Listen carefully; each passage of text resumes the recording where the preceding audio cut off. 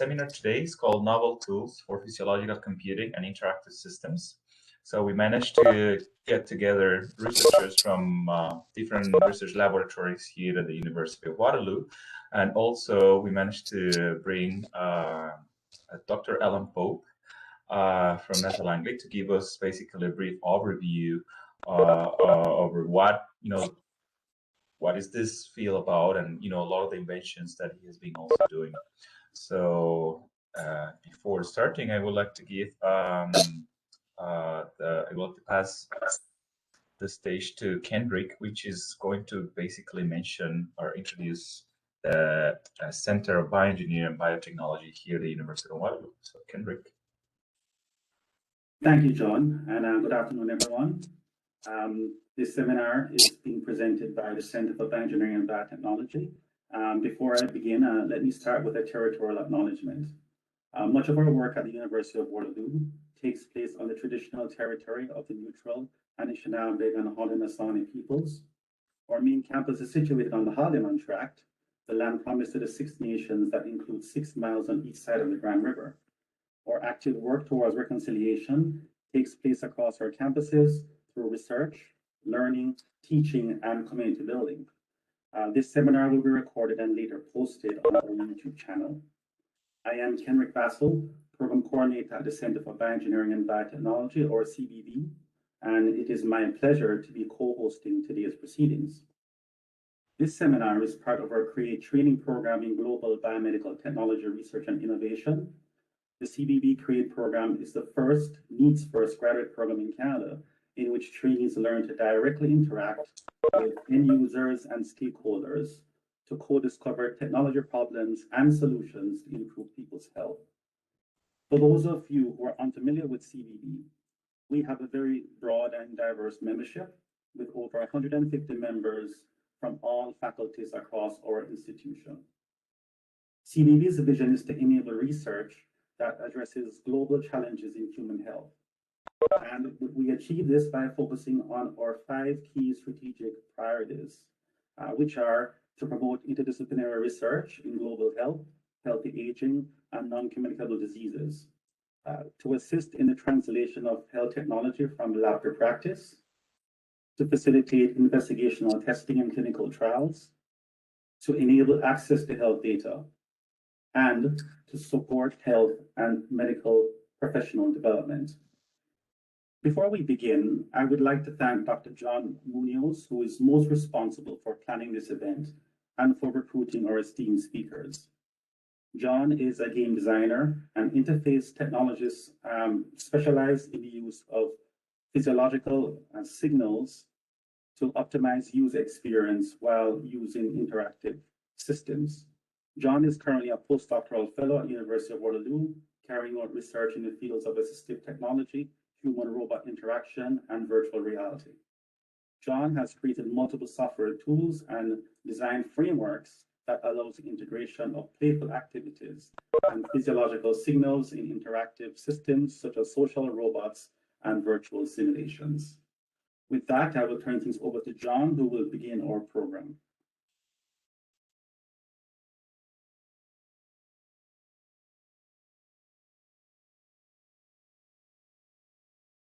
Thank you, Kenrick.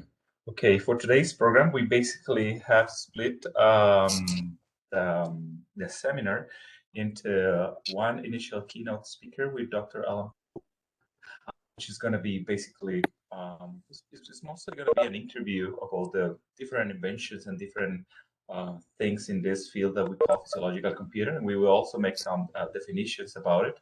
And then as a second part of this seminar, we will try to go over 3 different tools that have been created by different research laboratories here at the University of Waterloo that you can nowadays access. So with that, let me introduce you to Dr. Alan Pope. So he's a distinguished NASA researcher associate. So I guess I know his, I think it recently retired. So that's why I guess he managed to accept our invitation. So he's a biofeedback technologist, inventor, and system designer, and he's one of the pioneers in the field of physiological computing. So in this talk, with have been trying to talk to him, and we have been sharing different aspects about the different inventions that he was pioneer decades ago, and we managed to more or less put them all together. So we call this talk from automated flight decks to physiologically adaptive virtual reality simulations. So Dr. Pope, welcome to this seminar, and thank you for accepting the invitation. Thank you, John. I'm honored to be here. Nice. It's going to start, and I would like to start with, for those who are not really familiar with the field of physiological computing. So can you just give us, in your own, words and description, when we talk about physiological computing, what is that what we're talking about? Well, the actual term physiological computing, I believe, was coined by Stephen Fairclough to describe combining conventional interfaces that are familiar to everyone with psychophysiological monitoring and biofeedback. And the combination is pretty powerful. It can be used in research with users, and it's also the field that I come from, biofeedback. It's also a way to provide biofeedback information for training physiological self-regulation. And there's a particular variant of that we call Biocybernetic adaptation that we'll probably get into further on in the talk. Nice, and you were mentioning actually that you're coming certainly from this field of biofeedback. I'm also having super curious with the different transitions or the different ways in you have been able to merge both engineering with this practices in clinical psychology. So can you also tell us a little bit of that background that you have and how, you managed to certainly merge those two different worlds? Yeah. Well, my background is a master's degree in electrical engineering and a PhD in clinical psychology. So biofeedback is sort of the perfect merger of those kinds of things. I was told back in my graduate years that I couldn't do both things, but I tend to be kind of obstinate, and I went ahead and combined the two and have been enjoying that throughout my career. And when you think about it, biofeedback is that combination of engineering and clinical work. So it wasn't that much of a stretch for me to participate in both those fields. For those that are not really familiar with the term biofeedback, can you also tell us a little bit, a brief description about it? Well, biofeedback was pioneered by Joe Camilla way back when, and I guess in the 60s. And what he pioneered was the idea that physiological signals, the display of physiological signals, which previously had just been available to researchers while the subjects were being recorded, could be fed back to those subjects and have special effects in doing that. And one of those effects is to train someone to control their physiology in various ways. There's neurofeedback, which involves training someone to control their brainwave activity, and that's with EEG. And there's also the modalities of ECG and EMG, and those are, and of course, skin conductance, or EDA. Those are also modalities that are used in training, those specifically for tension and anxiety and those kinds of things, to train someone to learn how to relax and calm. EEG has been used for applications like ADHD, which we'll see some clips on a little later. Yes, and certainly, we have all of these modalities in how to sense body signals, and I'm also familiar with a lot of the things that you have been doing, and I know you have been using different signals for that, and this is certainly a way to do biofeedback. But I know pretty well your work, especially for this concept of biocybernetic loop. And specifically all the work you were doing back in NASA Langley with the flight deck and some of the crew members and pilots. So yeah, you can share some words about this specific work in NASA and then the concept of biocybernetic loop.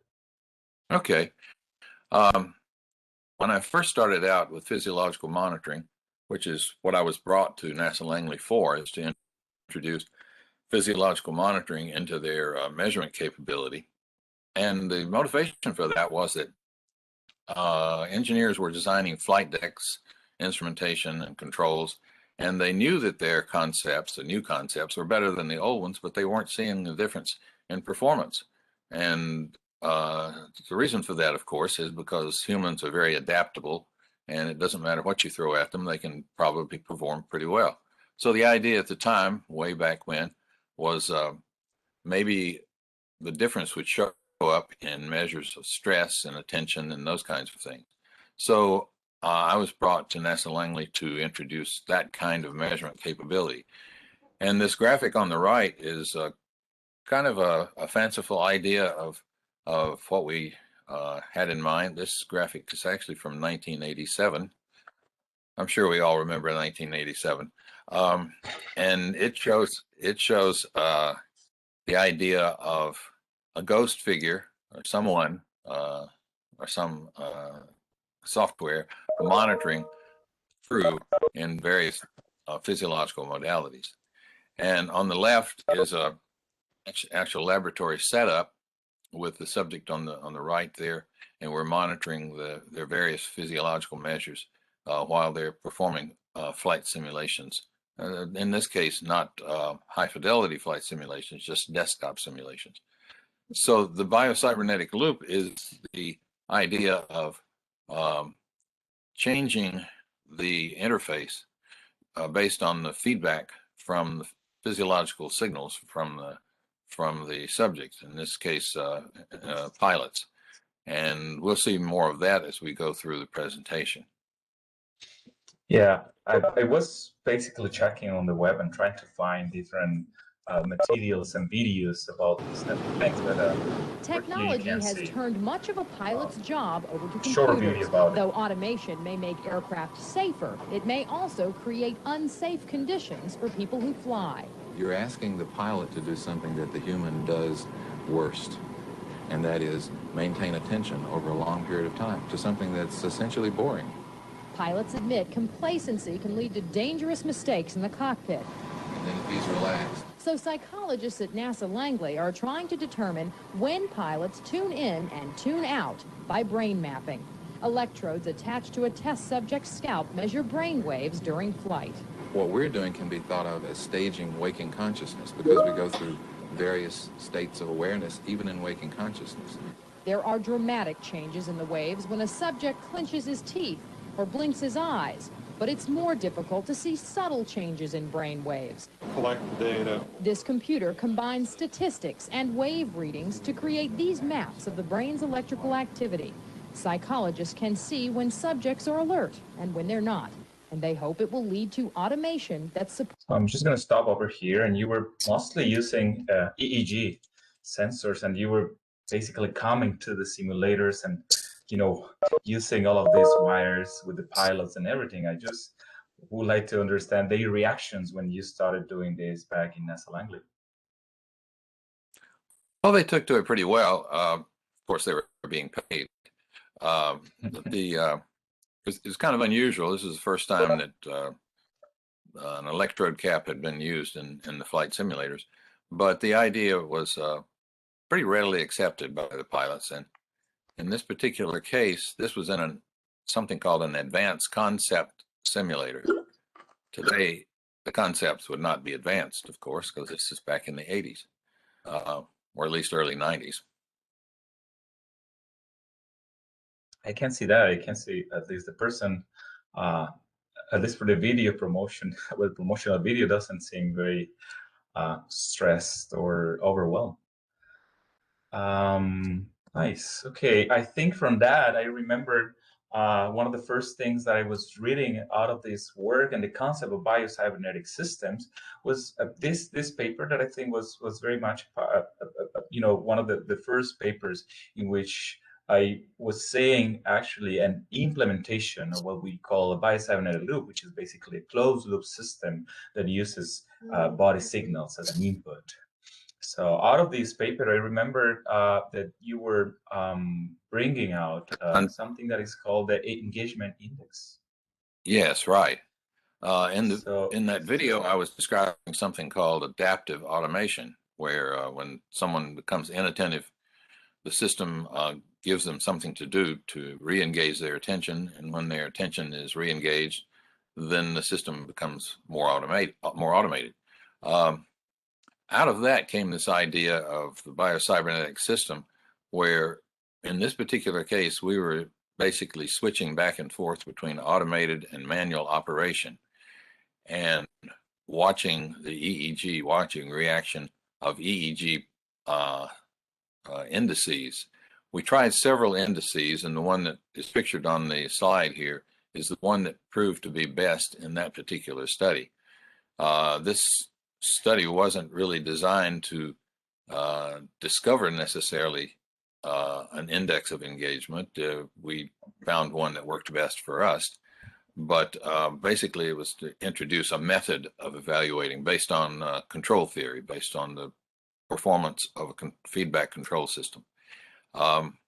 And this particular index was something that we could derive in real time, which was really all I was looking for. I was really looking for some index that could be available to me in real time so that I could go ahead and use it in the kind of closed loop systems that I was really interested in implementing.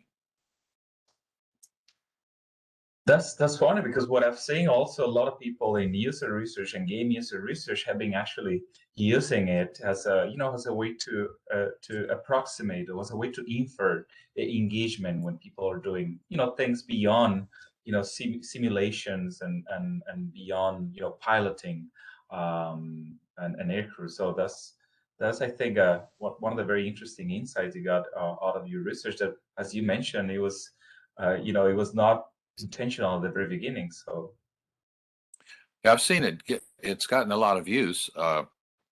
I didn't intend for it to be all and end all of engagement measures. These days, I think you would use machine learning to derive those kinds of things, even in real time. For me, it was a placeholder until better minds came up with better ways to do this. And this word evaluates in the title there was very important, because I started out using the word validates, and that sounded a little strong. So I now know that was a good choice, because the system basically is designed to evaluate various indices, and this just happened to be the best one in that particular study when we use this system. And I hope I know it has been also very useful for some other communities. So beyond that, I remembered when we met some years ago, you were also mentioning about these possibilities, of course, of connecting not only the EEG and the neurophysiological sensors with the pilots, but how can you certainly spin off that work into some other fields that all the people can use.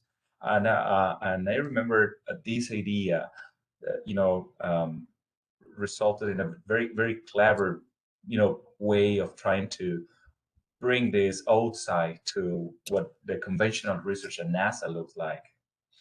So this is you work in pioneering neurofeedback games for treating attention deficit hyperactive disorder. So right. How was that? How was that jump? Jumping to from pilots to children with this specific condition. If you recall, my background was in clinical psychology, so I still had connections in the field at the local medical school, and this was an issue that they wanted to address, and I thought I had maybe a way to do this. And the idea behind this was that if you can have something engaging that sort of subtly teaches someone to learn something at the same time, learning self-regulation. That was the idea. Actually, it came out of a meeting with my co-inventor, whom you'll see, I think, in a video, Ole Paulson. And when we had previously built a system that had a very crude line drawing video game, and the EEG was controlling various aspects like the number of enemies and that kind of thing. It was a kind of a Star Wars kind of game. And when I visited Ole, he said, couldn't we come up with something that didn't require building a video game from the ground up? And I thought for a moment, for first thing I said was no, that's just too much work. Of course, it's not too much work for current workers like John, but it was for us back then. And the moment I said that, it popped into my head, well, maybe there's a way. And so the idea here is to kind of interrupt the controller interface and control it in such a way that reinforces the production of particular brainwave activity. And I think we'll see that in a video. So you were basically hacking the PlayStation 1 and putting the physiological signals as an input in that system. Right. Yeah. I guess that's become an acceptable term now. It used to be critical, but now I guess you'd call it hacking. and what we did, in brief, to talk like the geek that I am, is to go into the controller and break the button connection and put a I guess you'd call it a voltage controlled oscillator that pulsed the closure of the switch according to how well the brainwave activity was approaching the desirable brainwave activity. So you're basically sending pulsed presses to the video game rather than just a constant press. And it really, I thought it would result in the jerkiness in the video game, but it didn't. Apparently, that software is written so that it smooths out things like that. It just involved in the car slowing down or speeding up. Well, I can say that was a nice shortcut to avoid all the design and developing of, video game in general. So I found a nice video about it. Can put here the audio. And 11 are using the video game method. At the start of each training session, special EEG sensors are attached to the patient's scalp. The sensors pick up brain waves which are relayed to the video game's controller. The video game's difficulty, the video game's responsiveness to their inputs is adjusted according to what they're producing in brain waves. As they produce brain waves that indicate more attention and more engagement in what's going on, the video game becomes easier. The controller that they're operating becomes more responsive. When children produce the most desirable brain waves, So the children were basically playing their own favorite games while they were trying to improve their self-regulation. That's right. And we were sort of, and this is an example of the current state of biofeedback games at the time. Pretty straightforward, pretty simple. And you can see the way we went about it was, well, I guess the word would be crude, because this was before I started using microcontrollers to do this kind of work. Let's hear what Ole has to say. No matter where you are and what you do, that change will change the way you think, no matter where you are and what you're doing. After his biofeedback training, Jordan began behaving better in school. He recently brought home a perfect report card, straight A's. He's doing great in school. He's always on a roll now, and I'm not getting the school calls anymore, and I'm liking life a lot better now. Whether using traditional biofeedback or the new video game, I guess beyond having those cables, the children were quite happy playing those games while being, going through all the therapy. And we actually have seen these type of approaches are actually getting nowadays approved or a certain level of approval by the FDA in the States. So I don't know Right. how do you feel like, now, say, try to, when you see back with, all the stuff that you were doing at that time, that was certainly a way to, bring the possibility, like bring this as a potential opportunity for the nowadays technology to be certainly accessible. Well, when we introduced this idea of video game biofeedback to the biofeedback community, it was, I guess, kind of frowned upon. But now you see it all over the place, as sometimes happens when you've introduced something. But the idea there, the key statement by the narrator was that the outcome of the study that Dr. Paulson conducted at Eastern Virginia Medical School was that the behavioral measures were the same, whether you used conventional biofeedback or conventional neurofeedback, if you can call neurofeedback conventional, or the video game neurofeedback. The only difference was that the children were more interested in coming in for the study when they were in the biofeedback video game group, which is understandable. And I think that also led to new inventions and new approaches in which you were trying to see all the types of games and console, and you were certainly following up with the video game industry evolution. So also in another of your inventions, you were certainly modifying and bringing some wearables into the Wii, and you certainly did it again. You were needed to hack the sensing technologies coming in these more modern gaming consoles to basically bring and disrupt those and try to use the same biofeedback principles and biocybernetic adaptation principles that you were just mentioning. Right. As you say, the evolution of video game technology, it actually frustrated us at the time. It moves on, and so the technology or the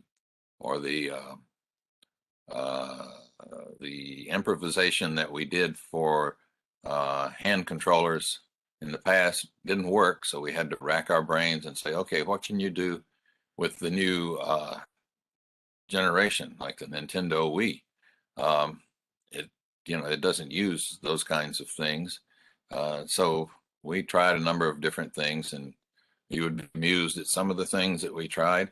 The thing that we eventually ended up with is kind of shown in this picture, but not really until the next video. But this statement that you see on the screen is a statement that I made in an interview in Business Week magazine back in 96, that I really thought that interactive home entertainment hadn't been used enough for the health benefit of individuals. Of course, the Wii is used for exercise purposes, but we were trying to introduce this kind of neurofeedback or biofeedback training into the Wii video game playing. Yeah, I'm going to show here the video of that specific invention, and if you want, instead of using the audio, which is, I think is only background audio, right. You can just explain more or less how was the process of designing the system.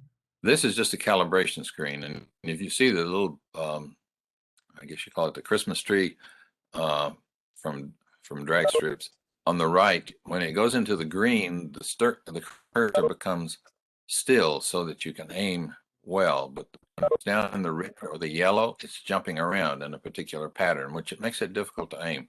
You don't want that when you're trying to play a video game. And here's an example of someone playing that, actually. And you can see the lights on the right are green, which means that the index is high. Then they drop down and the cursor starts jumping around. Now you can still hit the target if it's jumping around like that, but you have to time it just right. It adds an additional dimension of difficulty. Sometimes you miss, though, because it's important to have a steady cursor when you're doing this kind of thing.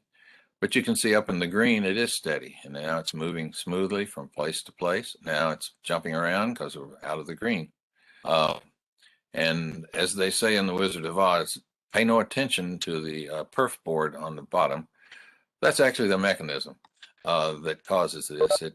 It has a number of infrared LEDs in a certain pattern, in the pattern that you see on the screen, that move around depending on how well the desirable signal is being produced. When it's being produced well, then only one central infrared LED is on, which is exactly what the WE is looking for, one source of infrared from what they call the sensor, which is actually an emitter. But when the signal is down in the red, or when the signal is not desirable, then there's an array of infrared LEDs, a pair of arrays that move around in a pattern that is then displayed on the screen. So this is an example of, again, trying to get around the fact that we didn't have access to the software for these video games. So we had to work in the periphery, so to speak, with the peripherals. And I call it the Macgyvering of these kinds of things. If you don't have what you need, then you make it up on the spot. I'm certainly super empathetic with that term, which is a lot of the research we tend to do also with wearable, including wearable devices and gaming consoles and gaming technology. We all the time need to MacGyver around that to be able to do this things. I'm wondering what Nintendo thought about this.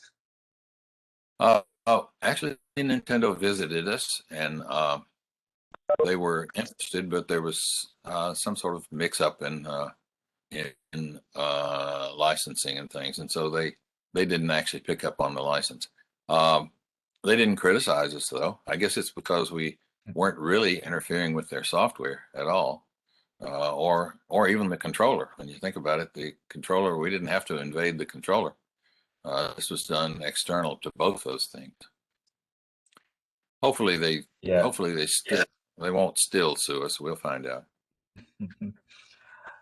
So moving up, so you were basically playing a lot with the hardware in gaming consoles, but also I noticed that from the patents, most of the word that I know how to use is actually the patents. When you go and try to read the patents and try to understand the systems and how you were doing all the biocybernetic loops, you were also trying to move those not only to be reflected on the virtual world or in the virtual space, but also in a physical space. So you also got like this invention, which is called the zone, in which you were trying to move, to move from the gaming consoles towards something that can be more usable for people when they are trying to train, in this case, golf. So can you also tell us a little bit more about this specific invention, and how did you move from gaming to this more hardware thing for training? Yeah, we were thinking we should try to move beyond pixels, because we were frustrated that video games kept evolving and we knew we couldn't keep up. So, but actually we've kept up with some of the Connect video games in the recent past. The key thing here is that ring that you see on the right there, and you'll see that in the video. The idea is to make the practice surface disruptive when a person deviates from a target state of their brainwave activity. In the video, we're actually using EMG because it was too difficult to set up the EEG, but the idea is there. An off-the-shelf golf putting practice system was modified to monitor either physiological conditions or brainwave functions within the subject. If the subject is too tense or has the wrong brainwave activity, several visual and auditory cues will give them feedback, which forces them to alter their present state. For example, if the subject is not at optimal levels, the putting surface will undulate, the hole size will decrease, and the mounting laser will swing wildly. But once the subject's muscles or brain waves are at optimal levels, the trainer will relax, allowing the subject to putt. The objective for trainees is a perfect putt every time, even under the most stressful conditions. It's awesome. Like it makes you think about relaxing your body, and not just in your face, but the rest of you. Professionals, just like everyone else, get nervous and excited, especially in a stressful moment, such as making a putt to win the tournament. So you were really trying here to move out of the pixels and try to bring more like real hardware that people can reflect on. Because we understand sometimes when you train things in virtual environments, what is called the ecological validity of actually transferring those skills that you learn in a virtual environment can be somehow hard to directly make a translation or a real change in your life. So I was certainly wondering what was the response of the trainers to this specific system. Well, this particular person was a lady professional golfer at Kingsmill, and she tried it out, and she had some comments about how it gave her feedback about how relaxed she was, and if we were using brainwave activity, we might have gotten some comments about other states that she experienced. But at least for this one shot, there was positive feedback about the effect. The idea, of course, is to move into the real world, the mechanical world. And so that device that you saw was an off-the-shelf putting green that had a lot of servos involved, driven by Arduino and responding to EMG signals in that case, but in the other implementation, it was EEG signals. So it's just more gadgeteering on our part, and it's a lot of fun to do.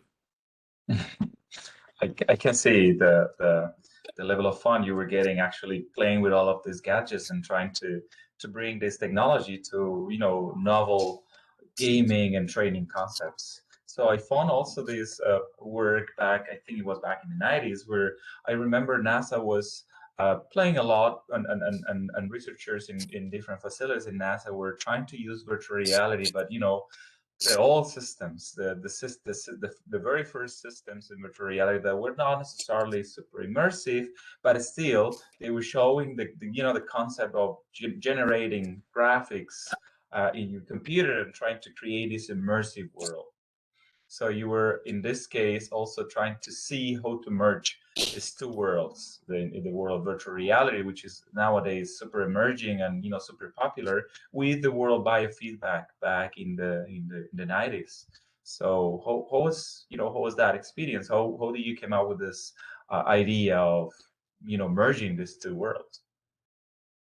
Well, kind of like it expressed there. There was a large operation in what was called at the time synthetic vision or artificial vision, allowing pilots to see the ground when they couldn't actually, or see outside when they really had no visibility.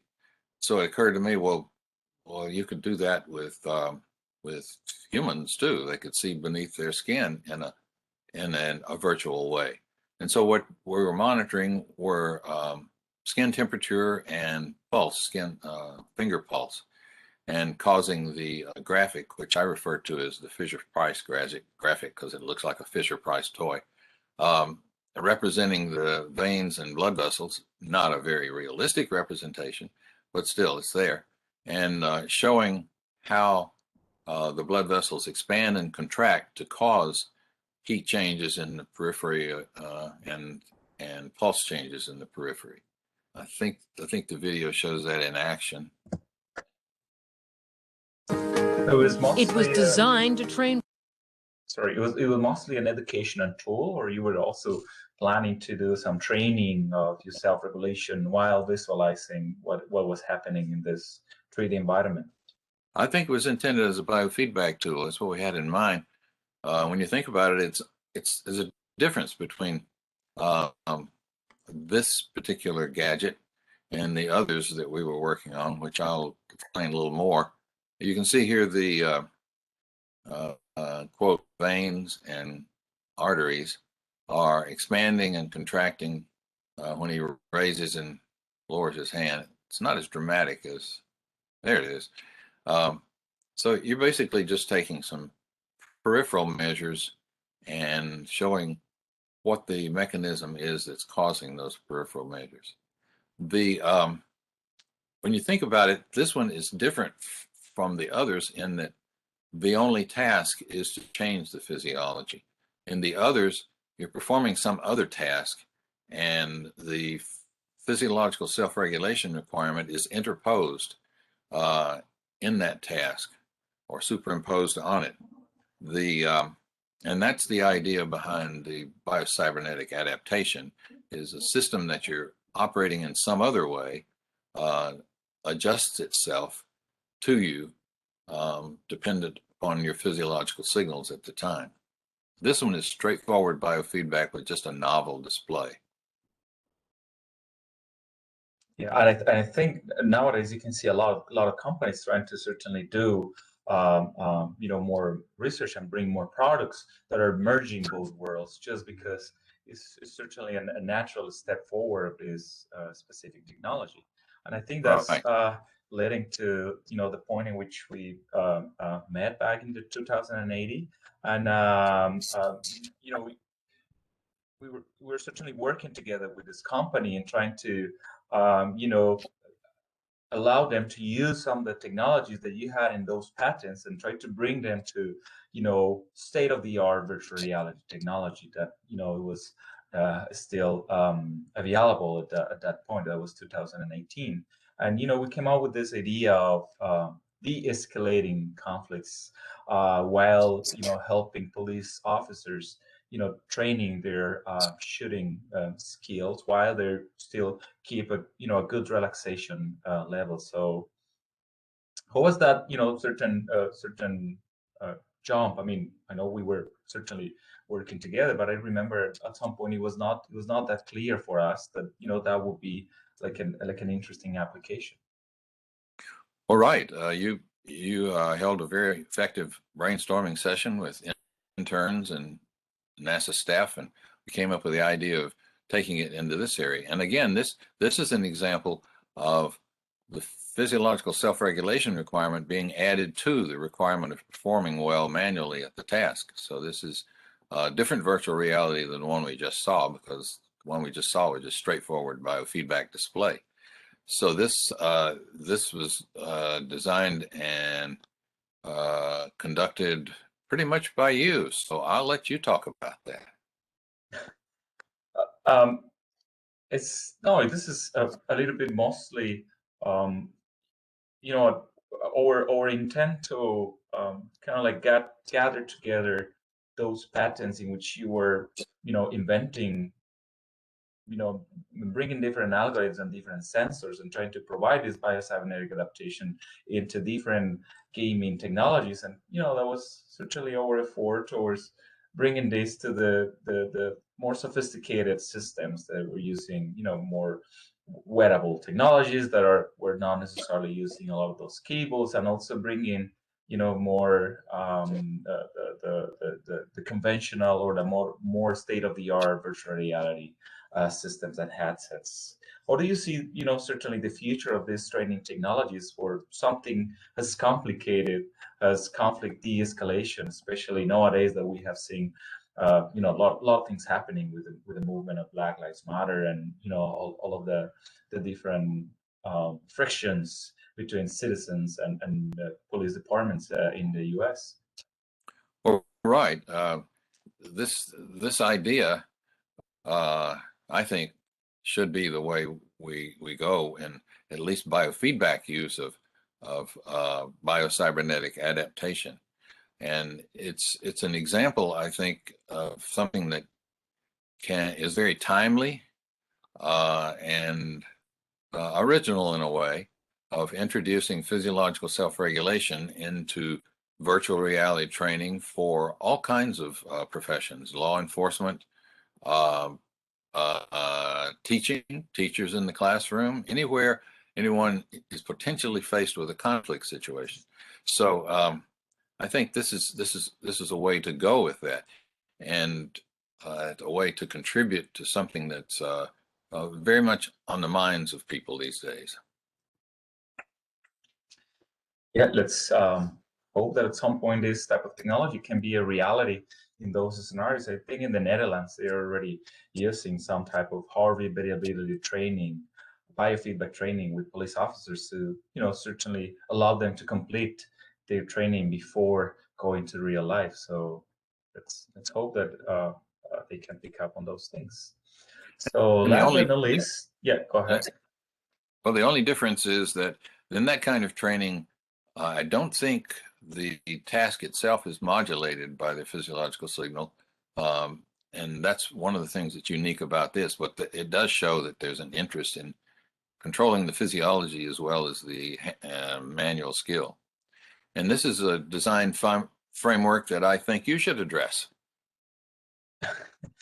I think at some point we noticed that there was like a lot of issues and challenges in trying to, every time that you and I think we were trying to create novel physiological computing systems, we were having these troubles. Okay, there's not necessarily a design and established framework for that.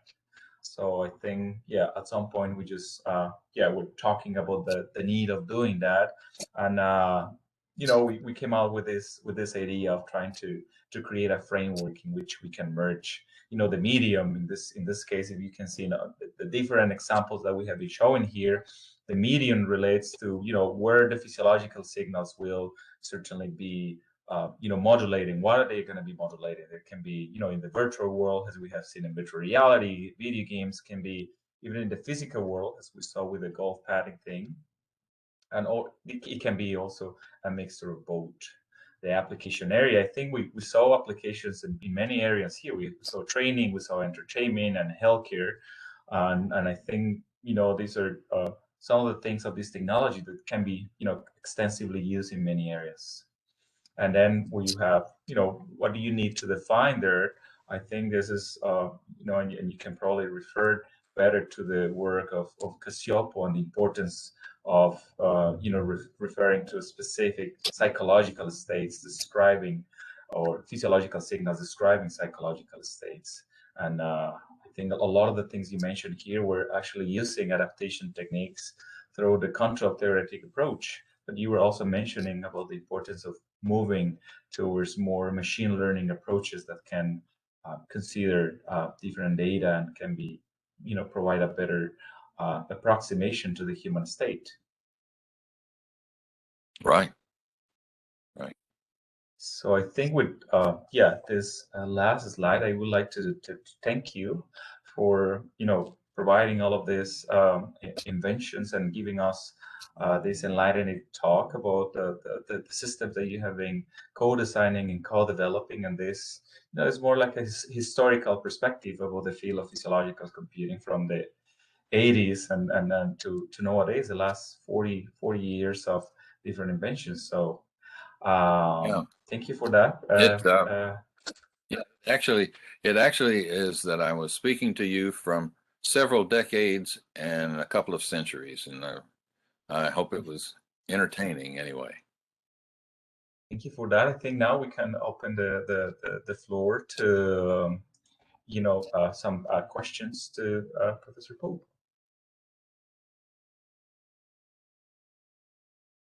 So let me check now if we have questions from the audience, or you can open your mics and directly ask your question to Dr. Pope.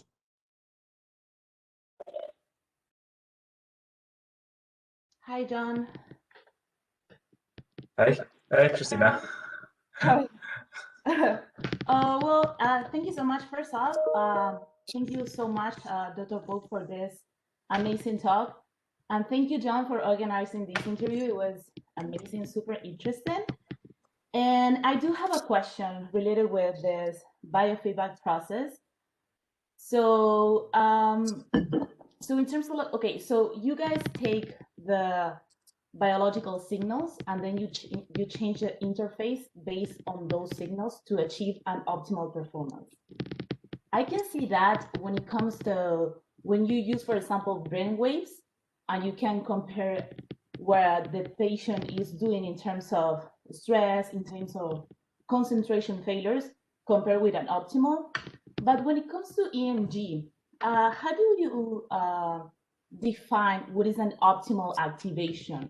Was it on the subject data? Was it on the, like a standard data published? How do you guys like manage to define that? Thank you. Thank you for the question. It would be based on published data, published normative data, and which is what we had to go on at the time, because we hadn't actually done the baseline work, but there has been baseline work done by others, and you would use those kinds of things as targets. So that the target that you're going for with any of these would be based on published work by others that had done neurofeedback work or neurorehabilitation work with EMG, or relaxation work with the other measures like heart rate and the EMG. So it would the targets are defined in the literature for us, and we bring them out, and it would depend on the actual application.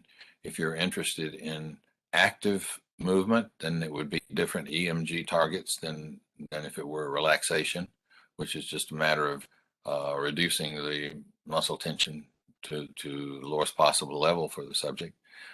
This is the kind of work that I think John has done in the past with EMG and possibly yourself. Yes. Thank you so much.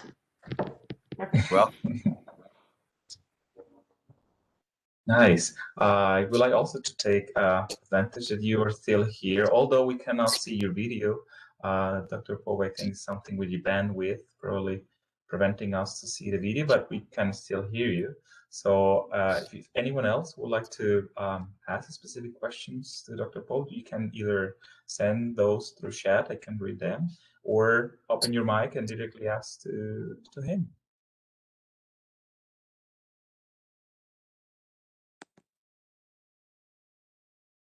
Hi, I would have a question. If the space for I think we're having troubles with your connection. If you want, can you try it again, or if not, you can just leave the question in the chat, Lewis. Okay, I'll do that. I'll type it in. That's good. Now I think we can hear you. So I do have a question concerning concerning your thoughts, or concerning Dr. Pope's thoughts on the utility of folk psychology concepts. So terms like engagement or attention, because in the area of neuroscience or cognitive neuroscience, there's more recently a backlash against the use of such terms. The argument being that such terms like attention, such folk psychological concepts are in fact hindering a discovery of the diversity of the space within neuroscience of what brains can actually be doing. Now, similarly, whilst folk concepts within psychology might be very useful in terms of structuring the diversity of findings into neat categories, what do you think in terms of whether it might be holding back our ability to address the diversity of workspace environments in human factors, for example, or whether we ought to be coming up with new terms that are more application or domain specific rather than relying on these traditional folk concepts borrowed from psychology. I like that point. The way I think of these, I guess, folk concepts of states is that it's kind of the best that we can do with our measurements. Like, for example, a concept like attention or engagement, I think of that as being analogous to measuring the temperature of an object when the important information is the movement of molecules within that object. So we're just measuring kind of a peripheral phenomena. That's one point. the other point is that our definition of an engagement index is an operational one. I don't intend for that to be applied. I hope it's not applied across the board.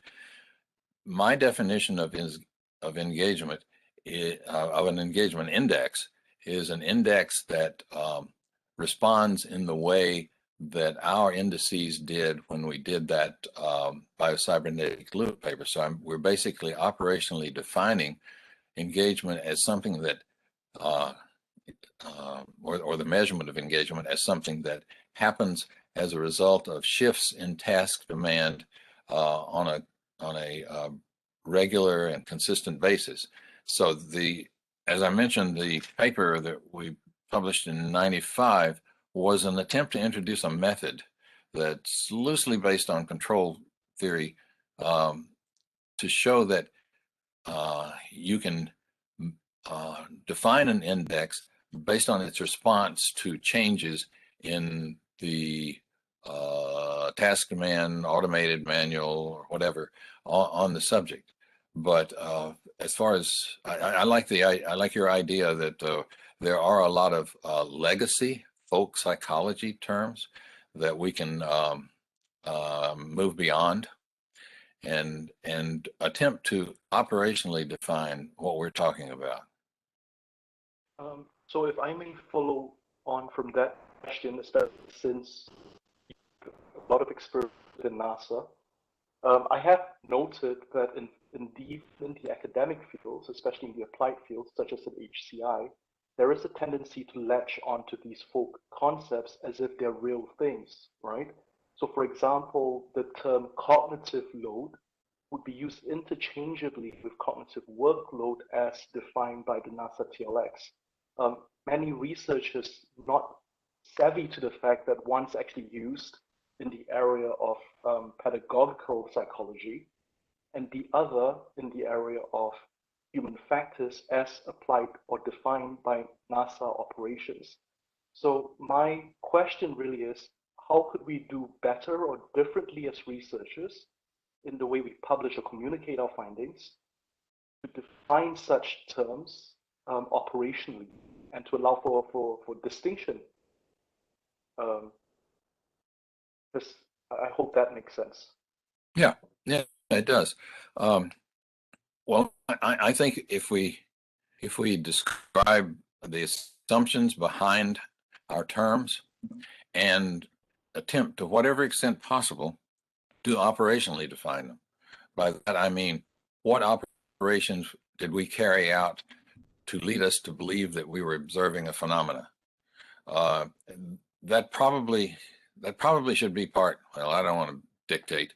It probably should be part of every paper that to explain the assumptions, the premises, and to describe operational definitions of the terms that we're using. Now that those may vary still, but I think it would lead to some clarity. When I first went to work at NASA, the concern was overload or too high workload. And then, of course, as automation started being introduced, there became a concern with underload. And it wasn't caught on with, and I still am uncomfortable with the term workload. I have to admit I don't know what it means. So, and actually, Bob O'Donnell, a pioneering researcher in psychophysiology and human factors at Wright-Patterson Air Force Base, he said within 15 years, the term workload would be passé, that we would no longer be using it. That was, I believe, Bob said that in 1985. So he was off by a few years, but I don't understand that term. It's always kind of bothered me, and that's really why I would like to move to terms that we operationally define in the way that I described. There's a interesting paper by Fred Hui and Stephen Fairclough that talks about a different set of dimensions that we should probably move to. I won't go into that. I might mess up their ideas. Thank you for those answers, Dr. Pope and Lewis as well for asking. We have just a space for a final question that I see here that I in the chat that is related to, this always tricky to work with wearable sensors of, because the accuracy and, they sometimes are not as accurate as, especially when it comes to working in the clinic with clinicians and working with, specific medical data. So this person, which is Alex Wright, was certainly curious about, if you can speak on the human factor related to the wearable sensors, because I think you have been using a lot of wearable devices as well, Dr. Pope. Yeah. Well, it depends on the modality, I suppose. I suppose some sensors like wrist sensors and things like that are probably less prone to movement artifact and those kinds of things, although they are to some extent. I think it's always going to be a challenge. I don't think the answer is moving to embedded electrodes, not in humans anyway. But we've always had trouble with artifact, noise artifact, movement artifact, those kinds of things with EEG electrodes. When I started working with EEG, one of the solutions was to use a kind of glue. I think it's collodion or something like that. I forgot the actual name. It had to be removed by acetone to hold the electrodes in place. That solved the problem, but it created a whole lot of other problems. So the idea of getting electrodes that are convenient and comfortable is still a challenge, but there are a lot of companies that are building those into VR headsets and other kinds of devices that make it a little more convenient. I'm not sure I've addressed that question, but it could be because I'm still frustrated by the challenge. I think it's certainly something that we all trying to face now when working with the signals. With that question, I would like to thank you again for your participation and answering our questions. And yeah, thank you for being here today and bringing this keynote talk. You're welcome. I'm glad to get on to hear these other speakers, the new nice. Generation of researchers. Nice. So, Kendrick, now you can just introduce the following speakers. We are now moving to the second part of the talk, in which we're going to be showing some of the research and tools that are now available and that we have been doing here at the University of Waterloo. Kendrick. Thank you, Dr. Pope and John, for a fascinating discussion. We are certainly looking forward to hearing more from John in the final presentation this afternoon as well. We will now have presentations by Dr. Alex Aroyo and Jiansheng Yu. Alex is a postdoctoral fellow and lab manager at the Social and Intelligent Robotics Laboratory at the University of Waterloo. His research interest is to endow humanoid robots with the capability of complex social interactions with humans. Moreover, he studies how trust towards robots evolves over time and investigates how overtrusting them could lead to social engineering. He's also interested in the domain of space robotics. Jiansheng is currently pursuing a master's degree in the Department of Systems Design Engineering under the supervision of Dr. Ning Jiang. His research interests are in the areas of brain-computer interface system design, EEG signal processing, and applied machine learning pattern recognition. His current project is in movement intention decoding, which could benefit motor impaired patients' rehabilitation in the long term.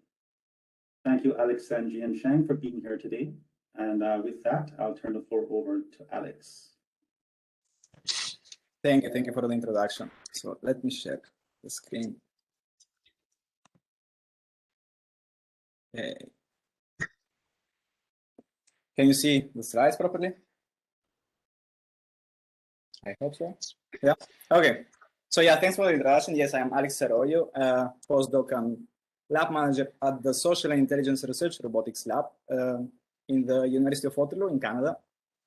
And I will be presenting today towards an adaptive social robots, so integrating physiological adaptation in human-robot interaction scenarios.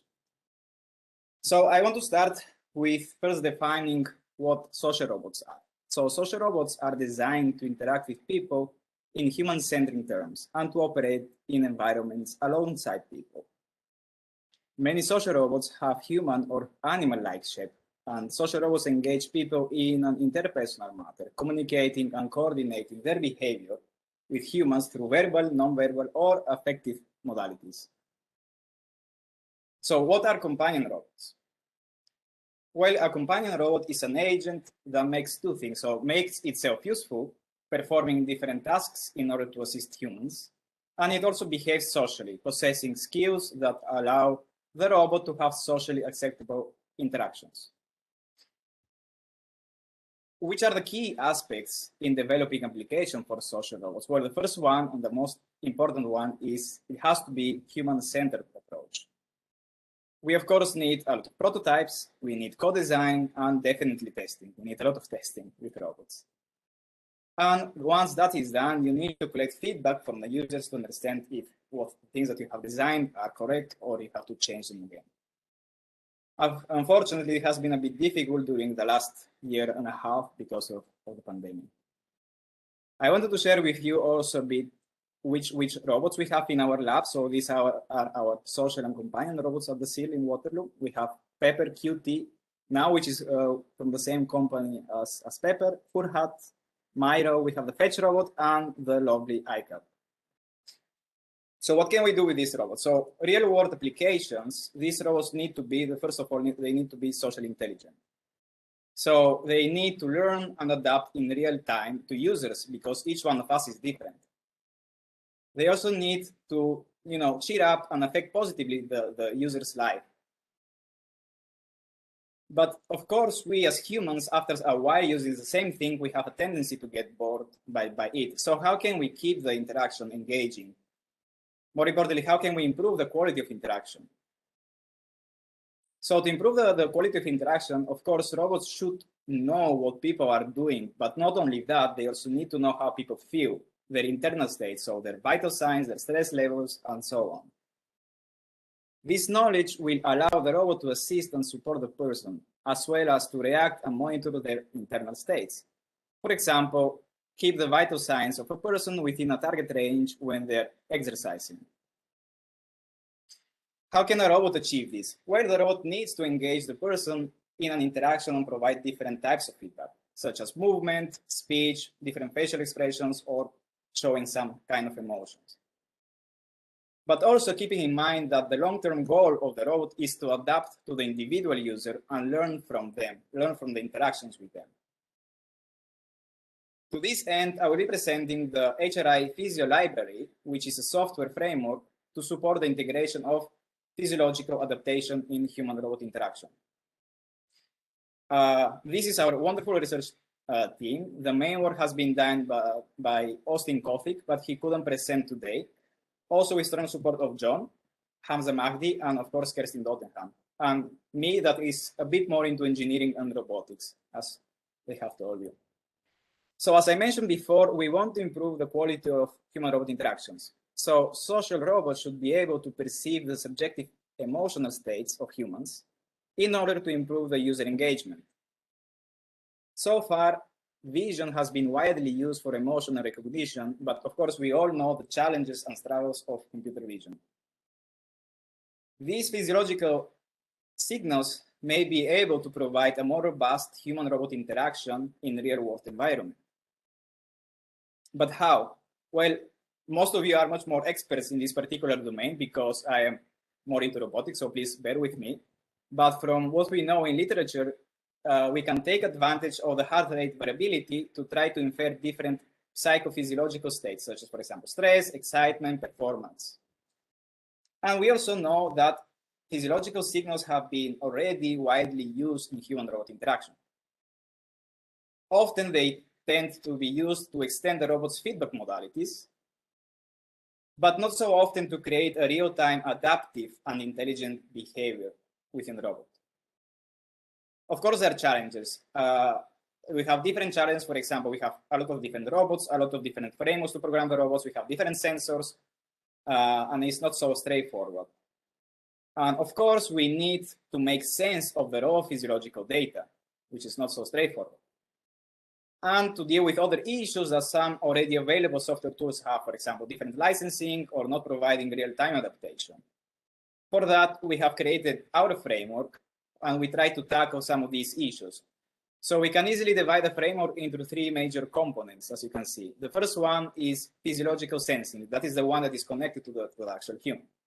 Then we have the processing of the data and adaptation, and finally, the social component that is connected to the robot.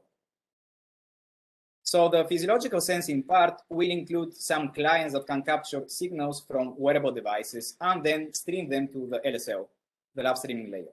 For example, we have developed already a client that collects data from the already commercially available sensors polar beat. So from the H10, we are getting ECG and we can compute the HR and RR intervals, and from the OH1, we can get the PPG. This device connects via Bluetooth to the Android application and transmits the data real-time using LSL. The second module is the data processing. So all the raw physiological signals are too noisy to describe effective states to be used directly in human-robot interaction experiments. So we filter the signals and extract the features to transform physiological signals into usable information. Based on the approximated effective state, then we can provide recommendations to the robot so to adapt its behavior in real time. And the last one relates to social communication of the robot. We want to create an abstract controller which will define a set of feedback modalities. So we can have concrete implementations specifically tailored to different robots and their feedbacks depending on the application that we're going to do. So this is just a test case study because of restrictions that we have submitted to the Roman conference, where we have the QT as a robot, as a physio coach, in a socially interactive exercise robot coach to encourage effective cardiorespiratory exercise. So what's the deal? We want to engage users into performing exercises in a healthy way. So the first thing that we do is to get the initial configuration. So target HR, resting HR, and so on. Then we collect the data from the polar devices. We get the target state, that is the 55% of the heart rate reserve, and we analyze the data. Then we decide whether the person is over or under exercising. And of course, the system will adapt and provide the appropriate feedback. So the robot will do different sounds or adjust the soundtrack speed, facial expressions, postures, and so on. Just a small example of exercises done by a coach, and then on the right side, you can see how the QT replicates them. And we have tested this. This case, test case is separated in the following phases. We have the calibration at the beginning, a bit of warming up for the exercise, then the endurance conditioning, cool down, and finally debriefing. I'm going to show you a small sample that was done with John. Hello, John. My name is QT, and I will be your personal trainer for today's session. Listen to this nice music and take big breaths. Let's get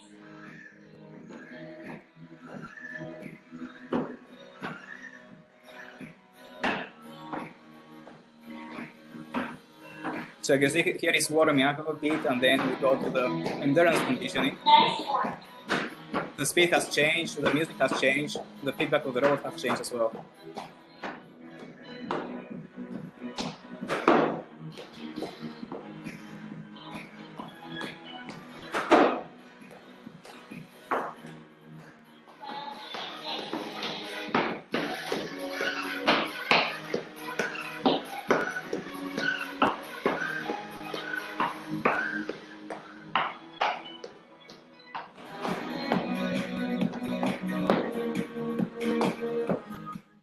So yeah, this was an example of what we did. And yeah, this framework can be used really in a lot of different applications. For example, as a health coach, so you have health exercise, rehabilitation, co-worker scenarios adjust to workload or stress levels of different users. educational therapy, and so many others. And then we were trying to adapt and get new sensors to put in the framework and adapt it to different robots, of course. So that's all. Thank you very much for your attention. Let's see, stop this.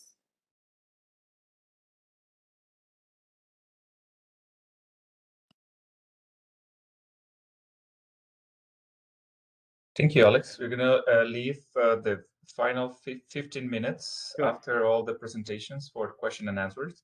So Jiansheng, now you can come to the stage and share your slides. Yeah, sure.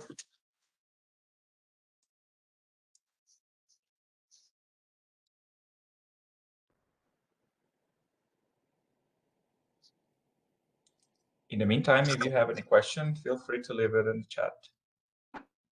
Okay, so is my screen visible now? Yes. All right. Hi, everyone. I'm Jiansheng Yu, and today I will present to you a user-friendly interface for real-time BCI experimentation. So let me first explain what a brain-computer interface is. It is a computer-based system that acquires signal from brain, analyzes them, and translates them into a command for other output devices. Here is how a BCI experiment looks like. A participant will sit on a chair wearing the EEG cap. In the meantime, there will be several different cues show up to the participant, like here, focus, go, and rest. And of course, all of these cues can be show up in the form of visual cues or audio cues. Then, during the experiment, the real-time EEG data, along with the timestamps of this event, will be saved in a file. Nowadays, there are a lot of EEG device providers in the market. They don't only provide hardware to record the EEG data, but also they provide the software. However, there are two main issues with their default software. The first one is that it's very hard for our researchers to design our flexible experiment based on their default software. The second is most providers only focus on their own product, so their software only can be used to record the data from their own device. But in our lab, we have so many devices from different manufacturers. So in this case, we need some platform to collect data from different devices. So in order to address this issue, I have developed an experiment GUI. My GUI is designed based on LabSimulator, just as Alex has mentioned. LabSimulator is a system for unified collection of time series data.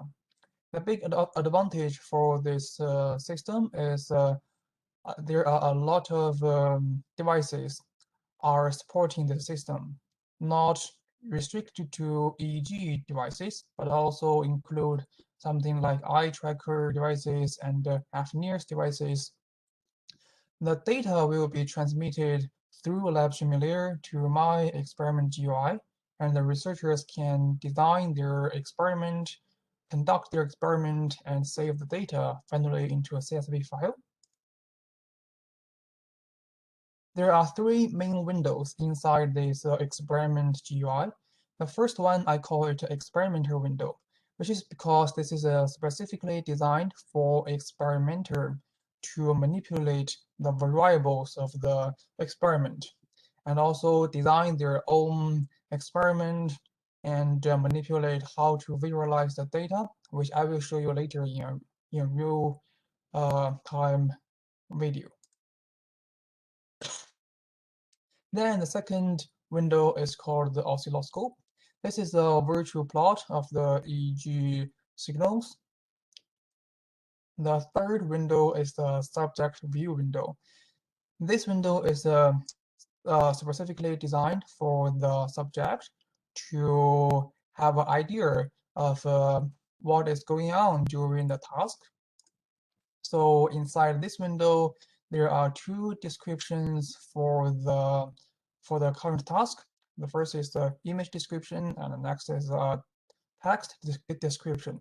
So all of these are just better for participants to understand what's the task. So this task is raise their left wrist, and there will also be several cues be played to the participant during each trial. Like here, we have idle, focus, prepare, 2, 1, and task. Inside this experiment, the participants are expected to do the actual movement when they see the task cue. So let's have a look at how can we design this window and the whole process of the experiment in my experiment GUI. Now I will show you a real experiment video. So here, to start with, we need to select between two modes, record or replay. Record means it can stream real-time data from devices that is connected to the computer. However, for the demonstration purpose, let's here choose recorded data to replay it in this system. Then we choose the right stream on the live streaming layer and stream the data to the GUI. Okay, now our experimenter GUI pops up. To start the experiment, the first thing we need to do is to open this main switch and then pop up our oscilloscope. Often the first thing for experimenter to do is to type in the basic information for the participant. So here I have typed in the first name and the last name of the participant. Then this can be saved into a text file in a user-specified location. All right, let's find a folder to save it. Okay, now let's move on to the next part, experiment protocol design. This part controls how our subject view window looks like. Now let's define a task named wrist extension left.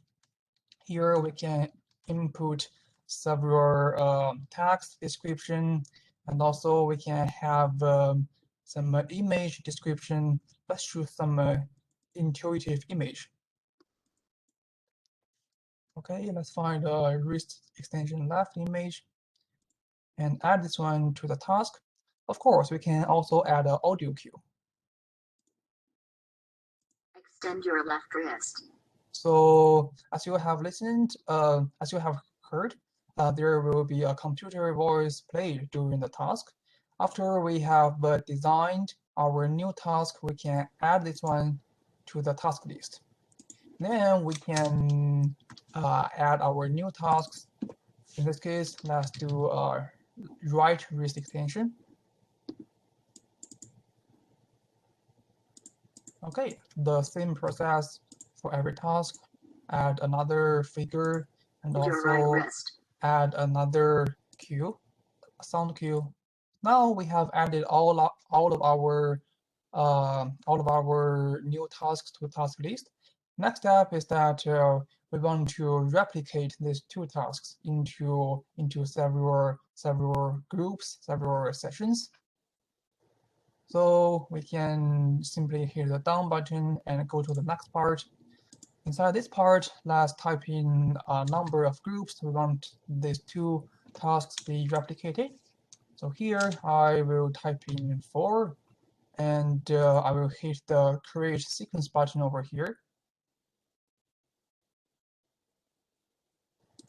As we can see, the two tasks has been replicated to 8 inside the middle task table.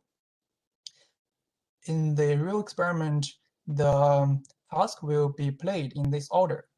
However, if we want to randomize the order, we can do it simply by hitting the randomize button.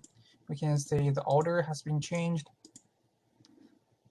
Okay, let's move on to the next part of the design, which is to design the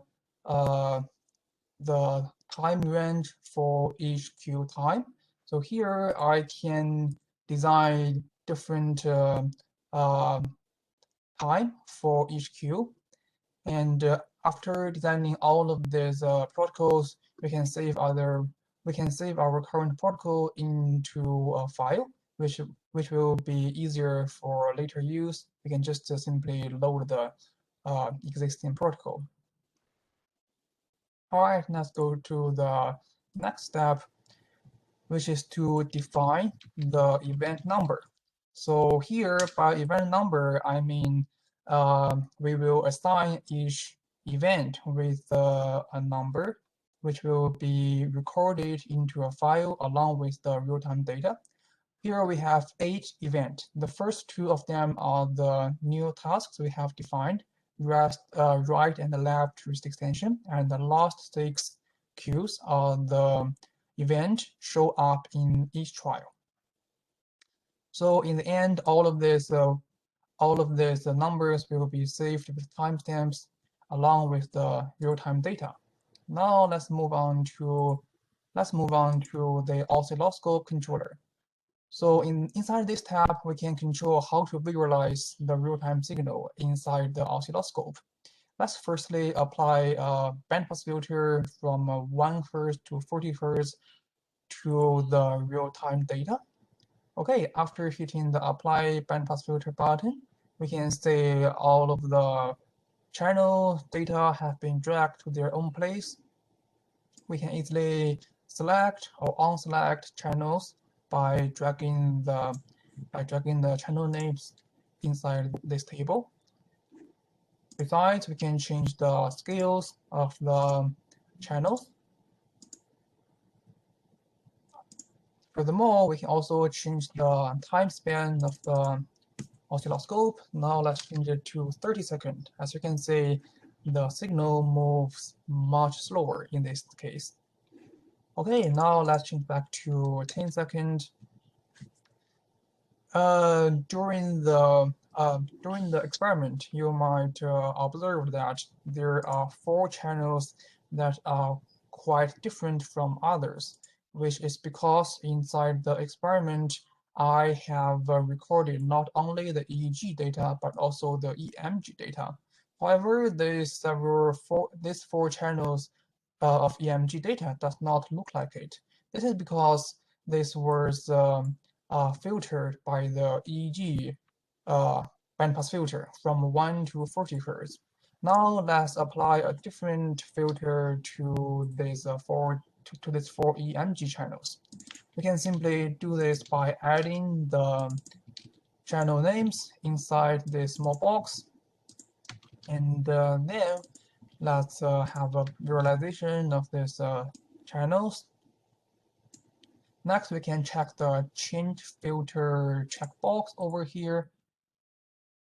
After we check the change box filter over here, we can design our own EMG filter. So now let's change back to let's change the filter frequency from 70 Hz to 200 Hz and apply them. As you can see in the oscilloscope, only these 4 channels of data have been updated with a new bandpass filter. All right, next step we can. So everything is ready for a real-time experiment. Now we can simply start recording the data by clicking the record button. All right, so from this moment on, the timer has started, and the data will be saved into a file. If we want to open the task for the participant to look at, we can do it simply by clicking the task button. Extend your left wrist. Okay, so from this moment, I'd like to invite every one of you to be a participant in my experiment. In the real case, I will drag this subject view window into a second monitor to try for participant to not disturbed by the background information. However, here for the sake of demonstration, let's have a look at how this three window works during the real-time experimentation.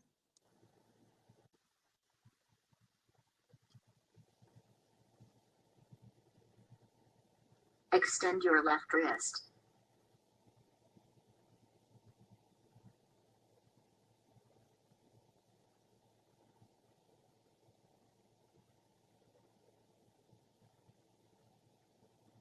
Extend your right wrist.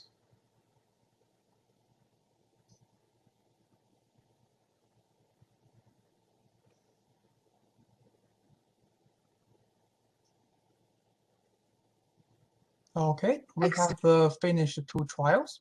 So as we can see inside the subject view window, all of the tasks were displayed to the participant in the order of the task list we have designed inside the experimental protocol tab. And the different cues have been presented to the participant to follow, to do the expected movement. And an audio cue was also played at the beginning of each trial. If maybe you have observed that during the experiment, there will be some signal be updated inside this plot. This is I call it online extractor. This does some processing job from the raw EEG signals and to present it as a trial to experimenter for them to have a better understanding of what's going on with the current situation and how the signal quality looks like. In my case, I need to apply some Laplacian filters around the CZ channel to have a better idea of the signal quality of this trial. And during the experiment, we all know that sometimes unexpected things will happen. For example, what if the participant did some movement wrong or something have contaminated the trial? In this case, what we normally do was to write it down to a paper, and we will have a record for the further processing. But in this case, I have designed a new feature in this UI to monitor the bad epoch. So in this case, if there's some bad epoch happens, we can just simply hitting the bad epoch button to save the current number of the trial inside the bad epoch list, and this bad epoch list will be saved along with other files for further processing.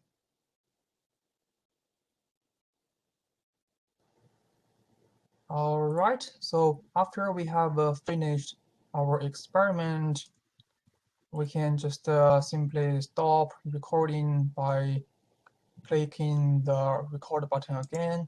Now all of the files will be saved and the timer has stopped. We can close all of these windows. So our experiment has ended. So in the end of the day, what we will get are these 3 files.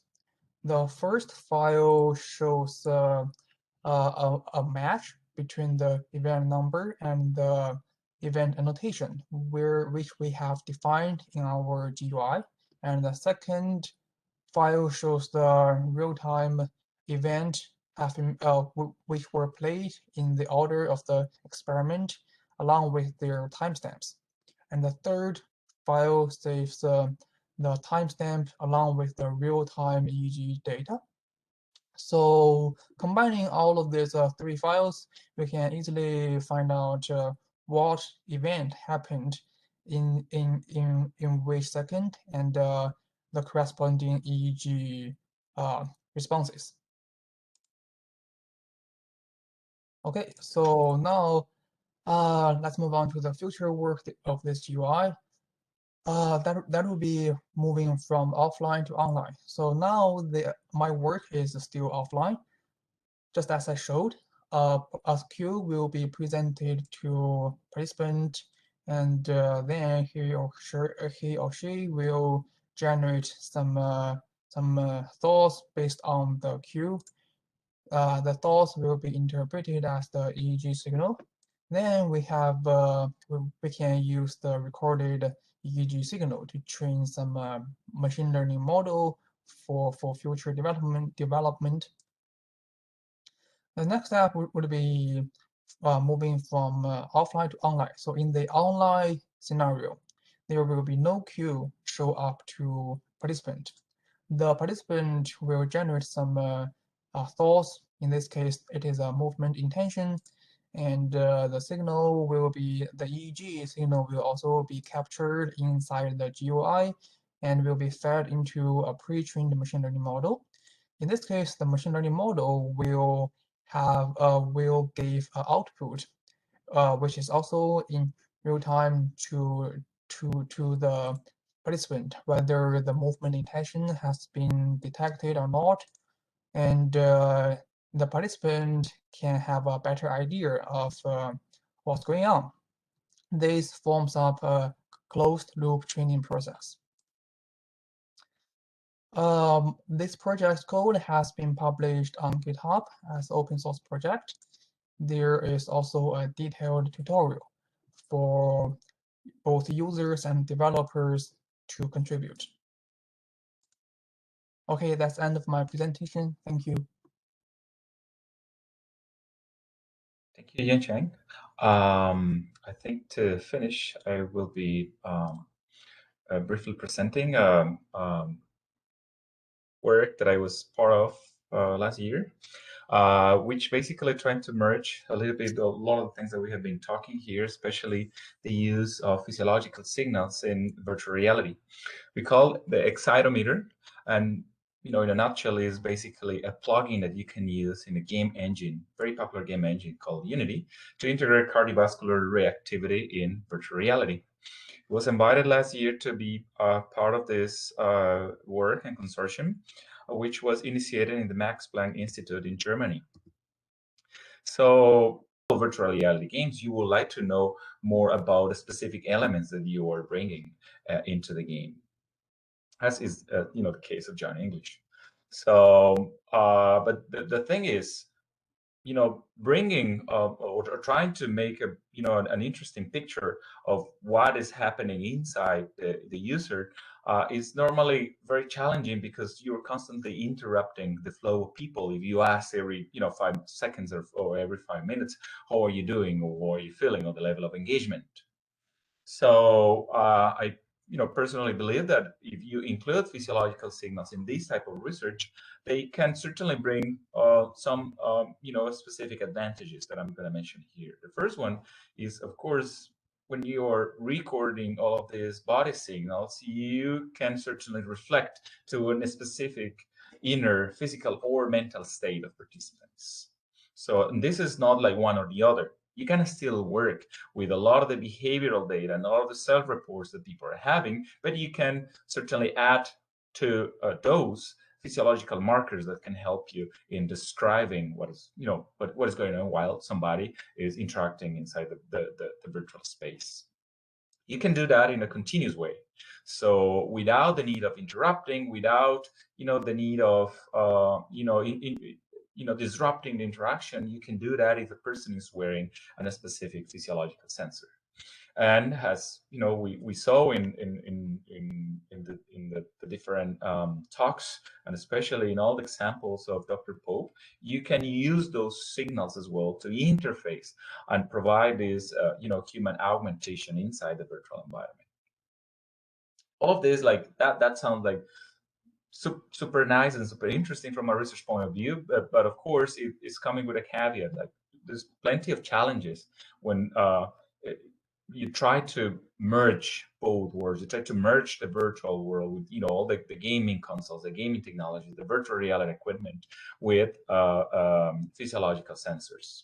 So the first that you find is every time that you try to create a game, just as we saw with the PlayStation, with the Wii, and with all the consoles, try to make those compatible is not necessarily a simple task. There's not necessarily a good compatibility between the game engines, Unity, Unreal, or other game engines, the software that you use to create games.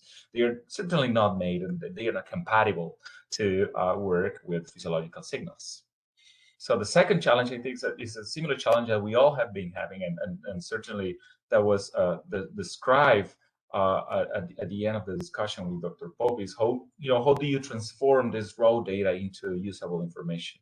So call it stress, workload, call it engagement. So how do you transform? How do you pass from EEG to engagement levels in real time? The third thing is, and I think Jiansheng was certainly showing how he was tackling this a specific problem that is related to annotation and visualization of physiological signals in real time. And specifically in the context of this project was, okay, how do we do that in a certain friendly manner for people that are working in virtual reality that most of the times are not super familiar with physiological signals. Last challenge is, of course, when you're wearing already the headset, you don't want to keep wearing more things. So there's certainly a need of transforming this the use of all this gaming equipment and physiological equipment into something that can be less intrusive. The development of this project, which is called the Excitometer, is basically trying to tackle these three. Whereas I've seen companies already, like the OpenBCI bringing this Galea, Lockheed Labs from Korea trying to bring electroencephalography sensors already with the virtual reality headsets. And there's a company in the UK called MTech also trying to bring facial electromyography electrodes to the headset. There's already some companies trying to tackle that unobtrusive sensing technologies. So in a nutshell, the Excitometer is a physiological computing tool that is being created in Unity 3D, which is a game engine in which you can create games and virtual reality simulations that certainly allows this integration between human body signals and make them available for you to use it and to better quantify the user responses of players when they are in immersive scenarios. So what we are trying to do is basically transform these physiological signals, and especially we're using cardiovascular signals, into something that we can call excitement, which is basically a physiological response.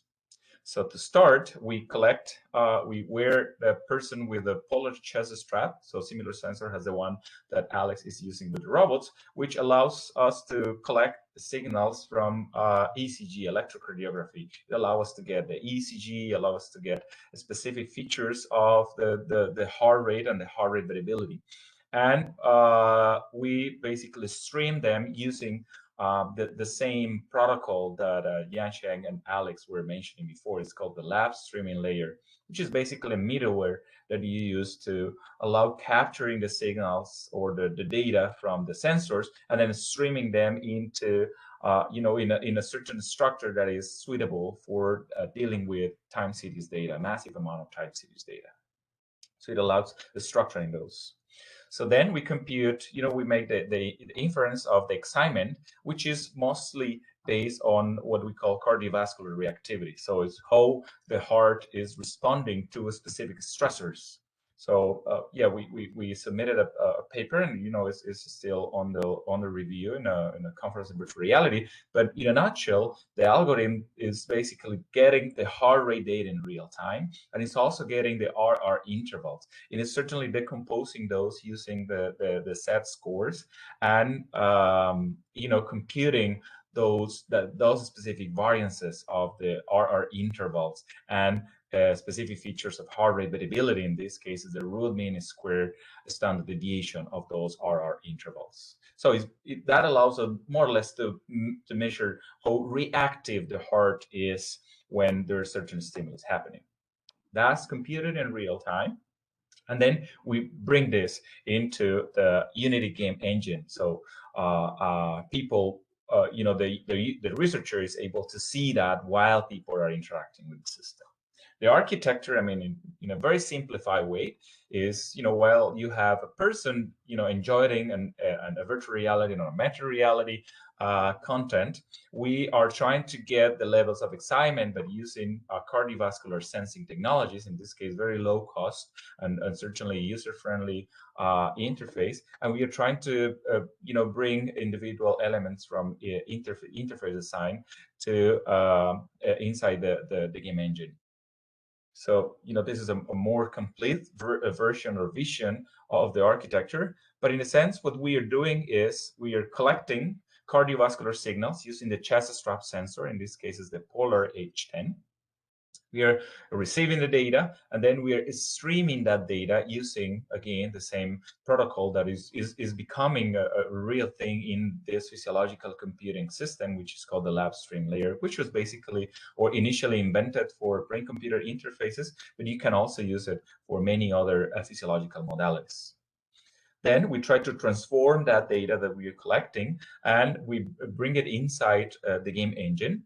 And then we compute certain variables of heart rate and heart rate variability. So we do all the time domain analysis, and we compute the standard deviation of those R peaks that you see in the electrocardiography signals, and also the room mean square. And then we made those variables available inside Unity.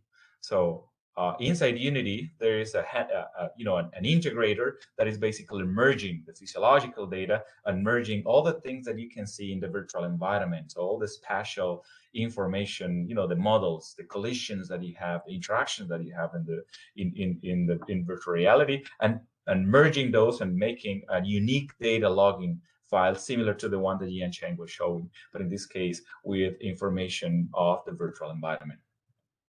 So this is basically a three stages system. It first allows capturing ECG signals using the chest strap Polar. So this is the Android application we have developed to basically collect the signals from Bluetooth and streaming them using the lab streaming layer. So people will be able to, if they're in the same network, basically capture all this data coming from the chest strap sensor. We created inside the game engine. So imagine you are here, designer, you are making a specific game, and you would like to know how people are reacting and what is the heart rate variability looking like, and also how is the excitement level in real time. So we design and develop a UI and a user interface manager in which you can drag and drop things to your project in Unity, and then you will be able to see a couple of things. The first is this menu allows switching to online and offline menus. I will show you the offline menu after that.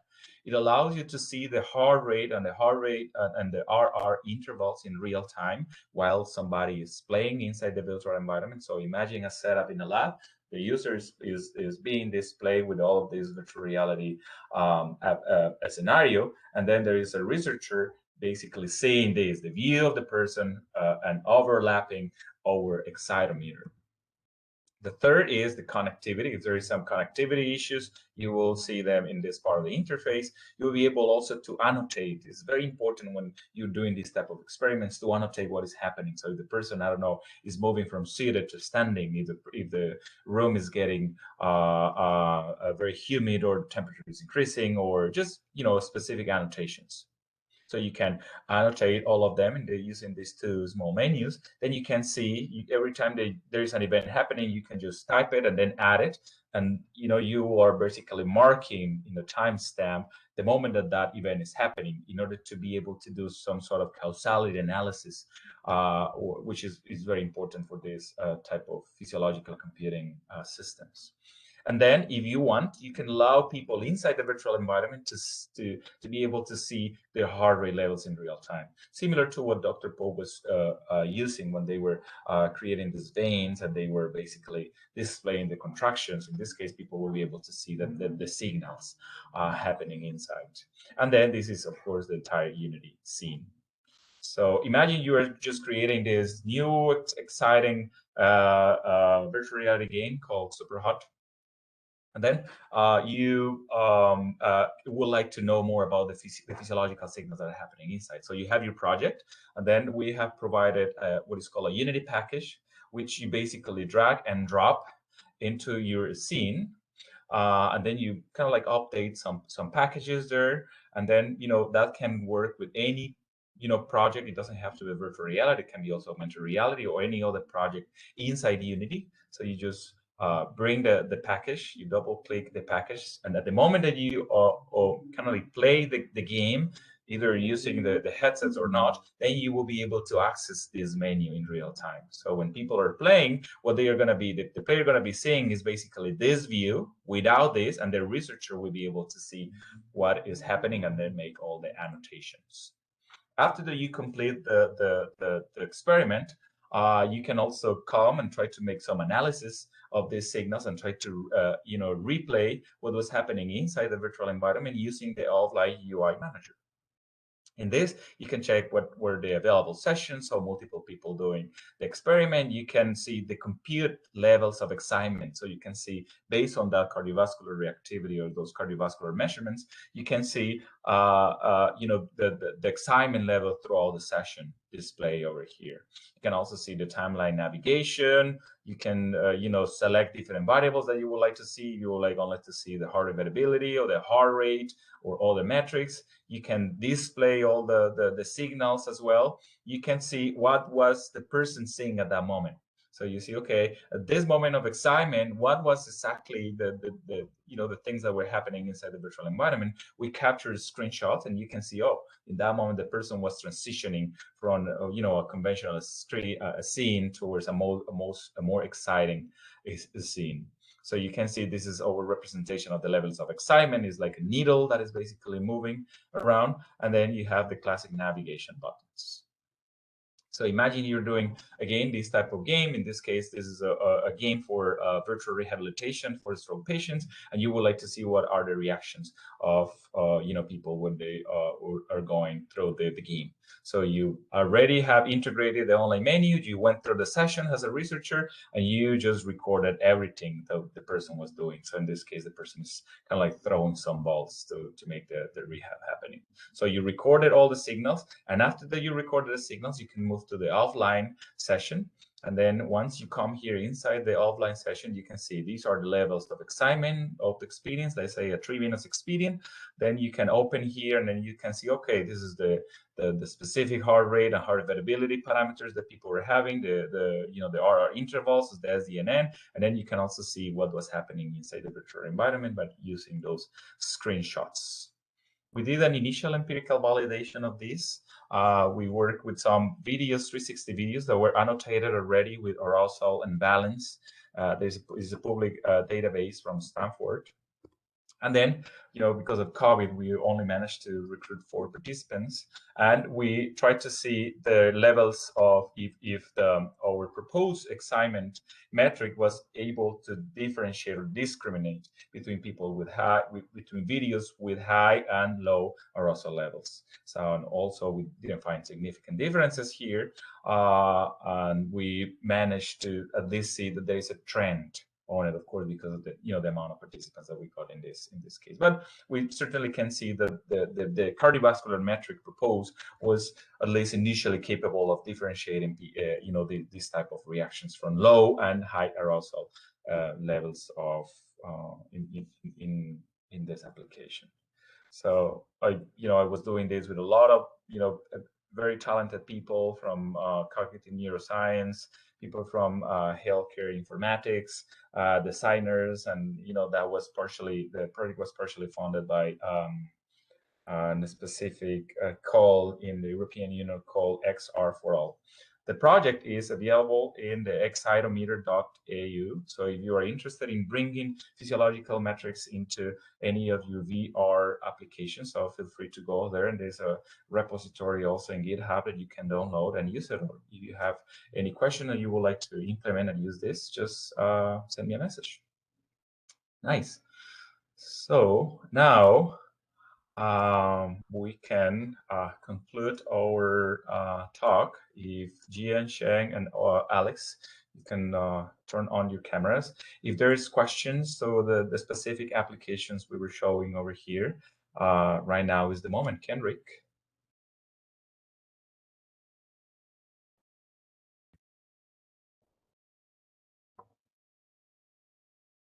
Yes, we'll certainly entertain some questions. Please feel free to unmute your mics if you have a question, and we'll take questions for as long as the speakers are willing to answer them. You can also write your question in the chat, and I'll read it for you as well, if you would prefer that.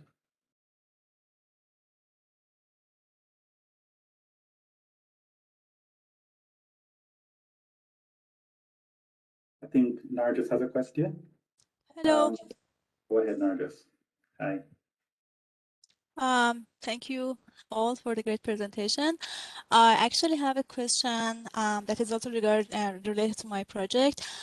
Did you consider replacing the devices that record ECG from chest by other devices, like wearable devices, like, I don't know, watches that record the heart rate? And if yes, what are the obstacles regarding that? Thank you. Yeah, I think there's always this temptation of using more wearable devices that are not, that as uncomfortable. You need to actually bring those, under. It's certainly sometimes uncomfortable with people to be using those. I think one of the problems of using all the sensors is basically the accuracy level of some of the signals. So especially if you want to do things like heart rate variability. If you use smartwatches that uses, all the sensing techniques like photoplethysmography, getting to the heart rate variability analysis it can be somehow complicated. Accessing the raw data, for instance, is one of the challenges when using smartwatches. I guess we all will prefer a less intrusive way to measure physiological signals for a lot of these applications. But the price of this is coming with accuracy, and that's always a balance that we as designers need to consider. I think Dr. Bo was also mentioning something about that when they were using the wearable BCI sensors, once compared to the more research-grade sensors. Thank you so much.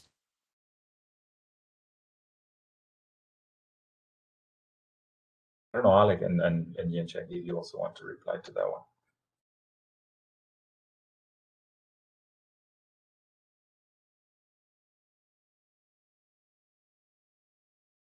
I mean, I know that in the field of human-robot interaction, you're always trying to avoid connecting a lot of sensors to people, Alex.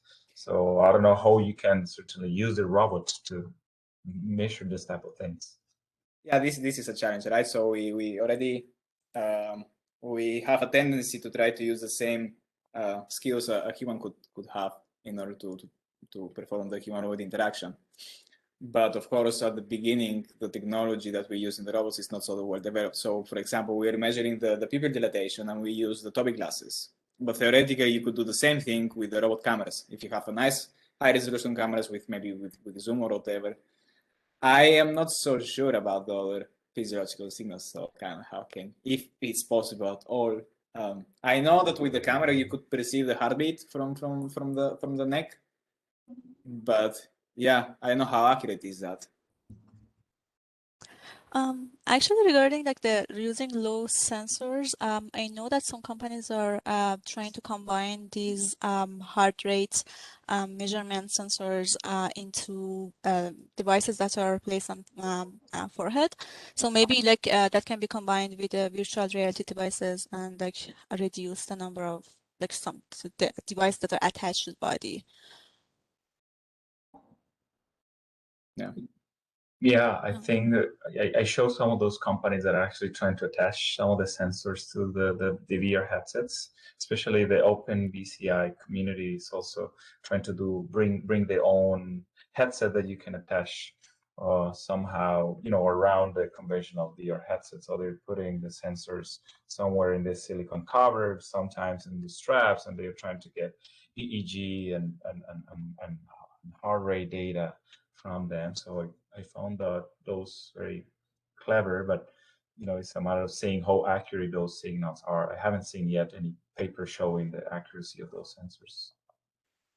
Also because it's not nice, right? It's not fun to have like 30 sensors attached in any case. I wouldn't like this thing. So whenever if they you have to do an experiment, you touch this, and this, you don't feel comfortable, so you're not yourself. Maybe you should, guys, develop something that you implant a chip in the human's body that can stream the data directly to the application.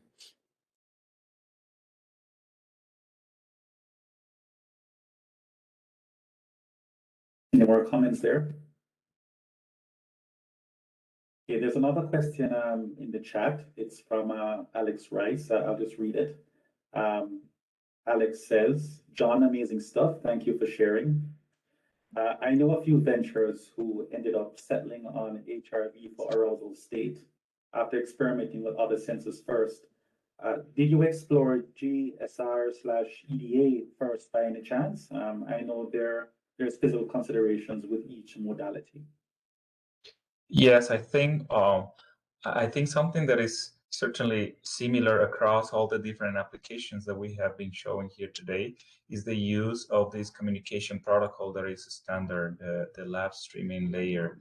So in our case, we have tried the GSR, especially for arousal levels, more than excitement, and we believe that trying to compute excitement levels only by using one modality is not necessarily the best approach ever. So as a way to scale up the excitometer, we would like to include more modalities, and we certainly know that now that we got all the signals inside the game engine using this specific protocol of communication, we are now able to include, for instance, if we would like to include brain-computer interface signals, we will be able to do it just because the system is somehow prepared for that. So yeah, the answer would be yes.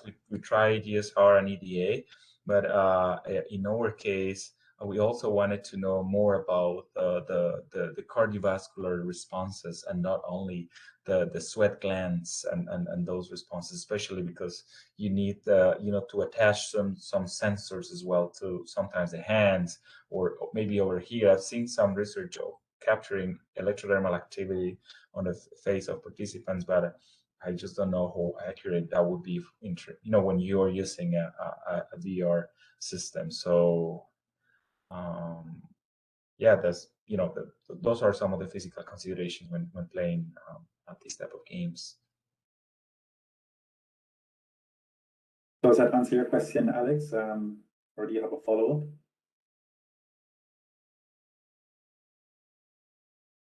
Yeah, I know that was an awesome answer. Thank you, John. Part of the reason why I asked is it was also a question of accuracy and sort of how you appraise the arousal state. So in my case, when I was playing with the sensors, you quickly realize that when you're measuring sweat, activity, like you said, has an impact, but just generally that the data drifts over time. So there's all these other kind of considerations that come out of it. So it just seemed like heart rate seems to be this really robust choice that a lot of companies end up settling on, and I think you kind of spoke to that. So I think it's also convenient. Yeah. Because it's less. I mean, if you bring some other sensors, for instance, the PPG, you can actually avoid using all the chest strap and others to try to infer heart rate variability metrics. And there are a lot of non-linear metrics. We were mostly talking about the time domain and frequency domain, but there are some other non-linear that are also being investigated right now that can provide lots of insights on the specific psychophysiological states that we don't even know right now. Very cool. Thank you, Alex. Absolutely. Any more questions?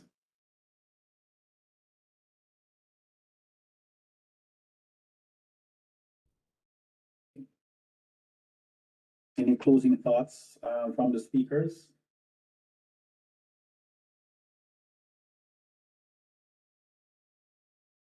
No, I think in general, I would like to thank you, all of you, for bringing all the research that you have been doing here. Thank you to Dr. Alan Pope as well for coming here and presenting all the work that he has been doing. And I hope, we can keep proactively collaborating among the different research labs that we have here in Waterloo towards providing a more, friendly and consistent and openly available set of tools for physiological computing, covering many fields.